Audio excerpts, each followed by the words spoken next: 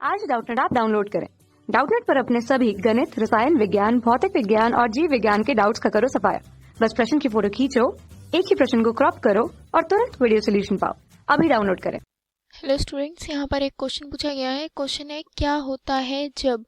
तो यहाँ पर हमें 5 जो है वो अभिक्रियाओं के बारे में कहा गया है। तो हमें इसमें बताना है रासायनिक समीकरण देकर ये बताना है कि क्या होता है जब इन उत्पादों की क्रिया किसी उत्पाद से होती है। तो इन अभिकर्मों की जो क्रिया है दूसरे अभिकारकों के साथ होती है तो उनसे क्या उत्पाद प्राप्त होता है। ठीक है, जैसे कि पहला पढ़ते हैं हम। पहला कह रहा है बोरॉन ट्राइक्लोराइड को 1270 केल्विन पर डाइहाइड्रोजन के साथ गर्म किया जाता है। ठीक है, तो हमें इसमें बताना है प्राप्त होने वाला उत्पाद क्या होता है तथा यह अभिक्रिया किस प्रकार होती है।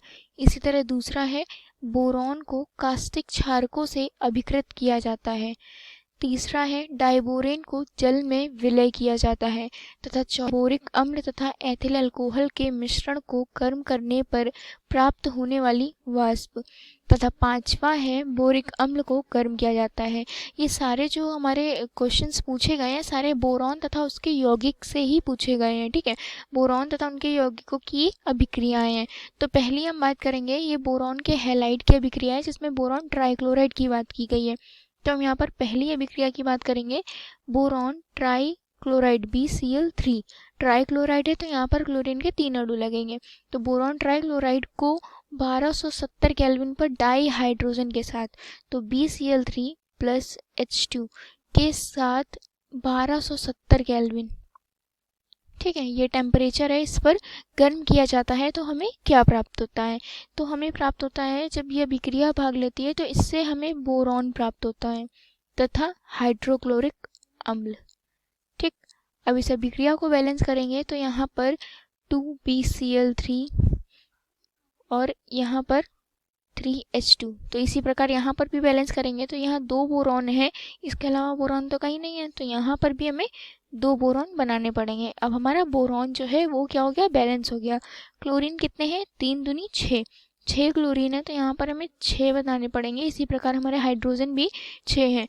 तो इस प्रकार ये जो अभिक्रिया हुई इसमें बोरॉन ट्राइक्लोराइड को जब हमने डाई हाइड्रोजन के साथ 1270 केल्विन पर गर्म किया तो हमें बोरॉन प्राप्त होता है तथा हाइड्रोक्लोरिक अम्ल जिसे हम हाइड्रोजन क्लोराइड भी कहते हैं, हाइड्रोजन क्लोराइड। ठीक है, ये हमारी अभिक्रिया में मुख्य उत्पाद हैं। अब इसी तरह दूसरी अभिक्रिया पर आते हैं। दूसरी अभिक्रिया क्या कह रही है, दूसरी अभिक्रिया करते हैं। तो दूसरी अभिक्रिया क्या है, क्वेश्चन में देखें। दूसरी अभिक्रिया कह रहा है बोरॉन को कास्टिक क्षारकों से अभिकृत किया जाता है। तो जब हम बोरॉन की अभिक्रिया कास्टिक क्षार क्षार मतलब क्या होता है जिसमें OH समूह उपस्थित, जिसमें OH होता है। ठीक है, ये क्षार होते हैं ना, जो H+ आयन देते हैं वो अम्ल होते हैं, OH- आयन देते हैं वो क्षार होते हैं। ठीक है, तो ये क्षार जो कि कैसा कह रहा है, हाइड्रोकास्टिक। कास्टिक क्षार मतलब यहाँ पर नाम साफ बताया जा रहा है कि NaOH होता है तो कास्टिक हाइड्रोक्साइड होता है और हाइड्रोक्साइड क्या होते हैं, क्षार होते हैं। ठीक है, तो यहाँ पर हमने उसकी अभिक्रिया किससे कराई, बोरॉन से। बोरॉन से कह रहे हैं ना, बोरॉन से अभिकृत किया। तो ये जो बोरॉन होता है ये अक्रिस्टलीय बोरॉन होता है। जब इसके साथ अभिक्रिया करता है तो बनाता है सोडियम मेटाबोरेट। ये बनाता है सोडियम मेटाबोरेट और साथ में हाइड्रोजन। ठीक है, साथ में हाइड्रोजन। ये हमारी दूसरी अभिक्रिया है। इसे संतुलित कर लें तो यहाँ पर अगर Na देखें तो 2 Na है तो यहाँ में बढ़ाएंगे तो 2 Na हो जाएंगे और बोरॉन भी 2 हो जाएंगे। इस प्रकार हमारे बोरॉन और सोडियम दोनों ही संतुलित हो गए। अब ऑक्सीजन की बात करें तो ऑक्सीजन 4 हैं। यहाँ पर कितने हैं, 2 2 4 और हाइड्रोजन भी यहाँ पर हाइड्रोजन कितने हैं, 2 और 4 2 6। तो यहाँ पर 6 करने के लिए 3 बढ़ाना पड़ेगा। तो इस प्रकार हमारी अभिक्रिया भी हो गई। अब तीसरी अभिक्रिया पर आते हैं। तीसरी अभिक्रिया बोल रही है डाइबोरेन को जल में विलय किया जाता है। डाइबोरेन को यहाँ पर तीसरी अभिक्रिया लिखते हैं। डाइबोरेन का सूत्र होता है B2H6 को जल में विलय करते हैं H2O में तो हमें प्राप्त होता है BOH का होल थ्राइस जिसे हम ऑर्थोबोरिक अम्ल या बोरिक अम्ल कहते हैं और साथ में हाइड्रोजन। ठीक है, इसे भी लिखते हैं तो तीसरी अभिक्रिया में डाइबोरेन को जब जल में विलय करते हैं तो जल में विलय करने पर हमें क्या प्राप्त होता है, बोरिक अम्ल प्राप्त होता है तथा हाइड्रोजन। इसी प्रकार दूसरी अभिक्रिया में सोडियम मेटाबोरेट प्राप्त हो जाता तथा हाइड्रोजन प्राप्त हुआ था। ठीक है, तो दूसरी अभिक्रिया भी हमारी पूर्ण हुई और यह अभिक्रिया भी हमारी संतुलित है। चौथी अभिक्रिया की बात करें इसी तरह कि चौथी अभिक्रिया क्या कह रहे हैं। चौथी अभिक्रिया में क्वेश्चन देखते हैं, बोरिक अम्ल तथा एथिल अल्कोहल के मिश्रण को गर्म करने पर प्राप्त होने वाली वाष्प। ठीक है, इसे लिखते हैं चौथी अभिक्रिया को भी। तो चौथी अभिक्रिया में हमें बोरिक अम्ल की एथिल अल्कोहल के साथ अभिक्रिया करते हैं तो क्या होता है, जब सांद्र सल्फ्यूरिक अम्ल की उपस्थिति में, ये क्या है, सांद्र सल्फ्यूरिक अम्ल है, उसकी उपस्थिति में हम क्या करते हैं, ऑर्थोबोरिक अम्ल को एथिल अल्कोहल के साथ गर्म करने पर एथिल बोरेट प्राप्त होता है। क्या, ये है एथिल बोरेट। ठीक है, ये हमारा मुख्य उत्पाद है एथिल बोरेट, जिसकी वाष्प जो होती है हरे रंग की ज्वाला के साथ जलती है। ये क्या, हरे रंग की ज्वाला के साथ जलती है। ठीक है, ये इसके बारे में लिखा है। ठीक, के साथ जलती है और साथ में क्या, जल प्राप्त होता है।